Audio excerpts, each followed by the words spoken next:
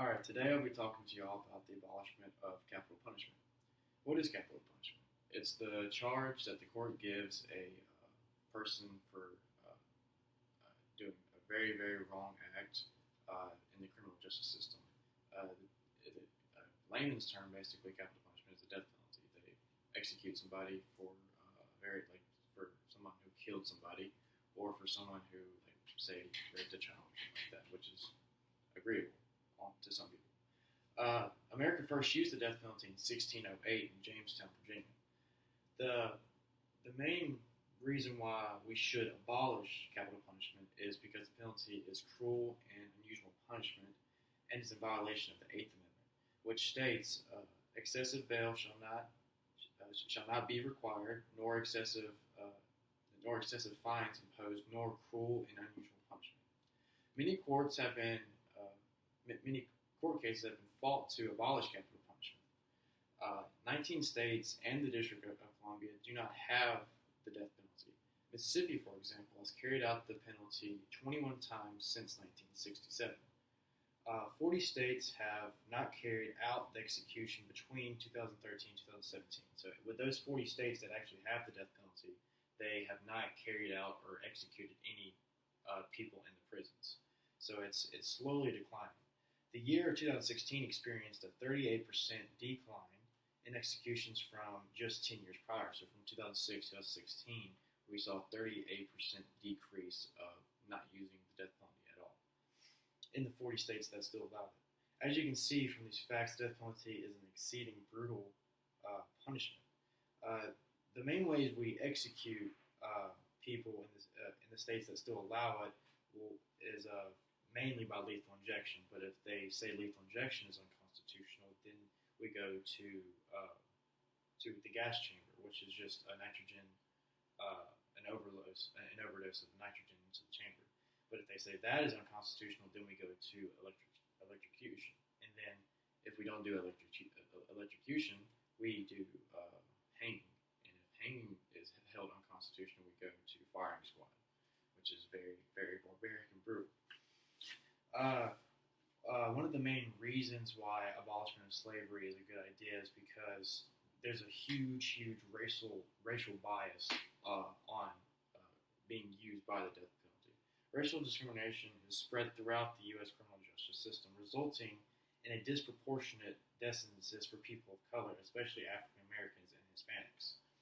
So basically, the court justice system is accusing African Americans, basically the minority of America, wrongly because the judge or the jury just has a bias on race and whatever ethical group you're part of. Time and time again, studies have shown that the death penalty is sought more against people who kill white victims rather than American Africans and Hispanics. Since 1967, the percentage of defendants that were African American that have been executed by the death penalty was 35%. 506 people have been executed that were African American. 9% were Latinos. That's 123 people that were killed. And with the white population, only 20% were killed by the death penalty. So there's an increasing number of African Americans supposedly being racially discriminated with the death penalty. Another topic for why the abolishment of slavery is a good idea is that innocent people. There are numerous cases of individuals who have been executed despite serious doubts of their guilt. The number of innocent people who have been freed from death row since 1976 is 159 people. So with these innocent people,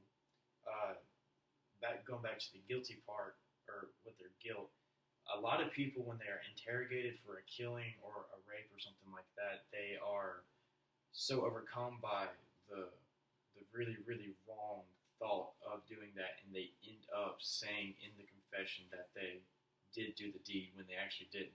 And there's not even a lot of hard evidence that shows that they actually did kill the person or rape the person in a hypothetical situation. So with the 159 people since 76 that have been freed from death row with evidence showing that they did not do the deed charged with, that means the court has been wrong 159 times sentencing innocent people. Another really effective way that we should abolish slavery is cost. By limiting the death penalty, states would have millions of dollars a year to invest in programs that are proven to prevent violent crime, create safer communities, and support those who are harmed by crime violence. So basically, if we would cut out the death penalty, it would cause the taxpayers to not pay a higher tax. Say, if in Mississippi we had to go through this huge court case where there was a person that killed 4 people and the state had to go against them, we are having to pay the state to keep that going in a sense. A study was shown in Washington that the average death penalty case is $1 million per case. Another study was shown that in California since 1978, $4 billion alone in California was spent on death penalty cases since 1978. So as the facts show, the death penalty is racially biased, causes innocent people to be convicted, and costs the states $1 million that the taxpayers in the end pay the price for.